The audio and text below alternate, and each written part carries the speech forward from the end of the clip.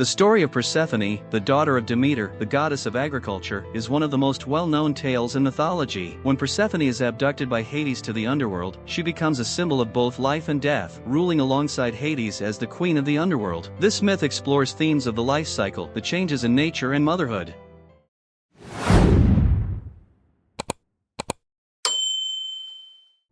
The abduction of Persephone by Hades is a significant event in Greek mythology and is often told as follows.